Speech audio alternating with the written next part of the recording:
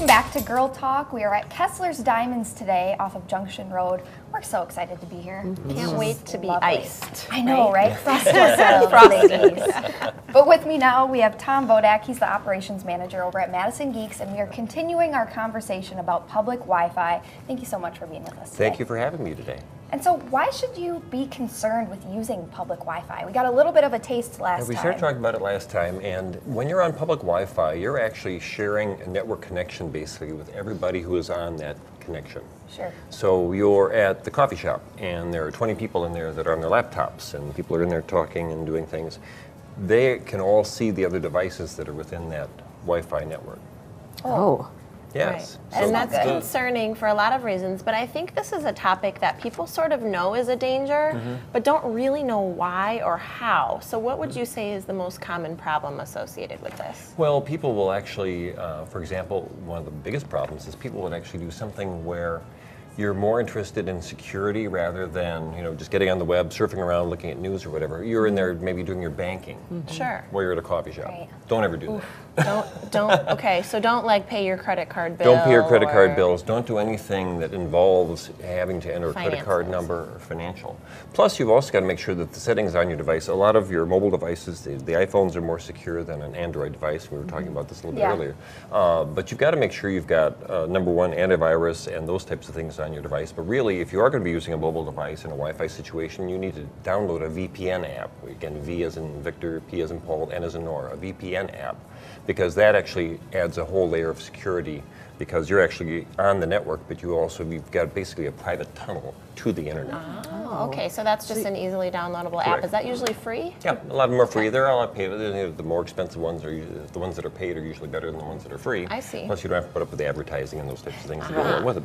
But also on your laptops, you have to make sure that if you're on a laptop, you go to your network settings, and on the Windows machine, it's very easy to go in and be able to change that so you can say that you're on a public network. So it blocks things that are on your laptop. Okay. Because literally, if you leave your settings open on your laptop, somebody can actually look at the files on your laptop within that network. Wow, that's really frightening. Yes. That's really frightening. So you mentioned VPN, Yep. right?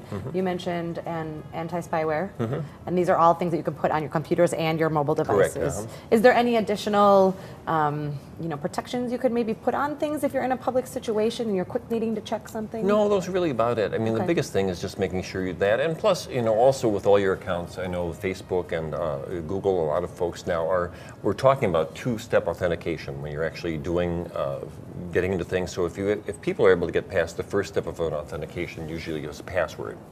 You're usually able to crack the password. The second part of that step of that authentication is usually they ask you, what was the name of your first dog? What was the name of your first boyfriend? What was the first name of your first girlfriend? Things that people would not be able to find on the internet. Because again, you Google your name if you're on television or if you're even a business person anymore. You've got a profile out there and people are trying to find information out about you. I actually went online the other day and typed in my name and found out where my kids live, what their ages are. It's frightening. And they're all adult obvious. children, and also my wife's name, and also potential relatives. So somebody can find out a lot about you pretty easily, That's right. and maybe even be able to answer some of those security questions, but hopefully choose the more obscure ones might be a good tip. Right. That's right. great. Now, quick before we go here, I just have a question because on your phone you'll see it pop up where you can do an update with your operations system. Yep. Is that what it's correctly called? Why is that important to do? Sometimes you hear not to update because people didn't like the update. Oh Why yeah, should people you do it? they freak out about the challenge with updates is, and the reason the updates are coming out more frequently, the iOS systems, the Apple systems, we've had probably 3 updates in the last 6 months, and before it was like once a year.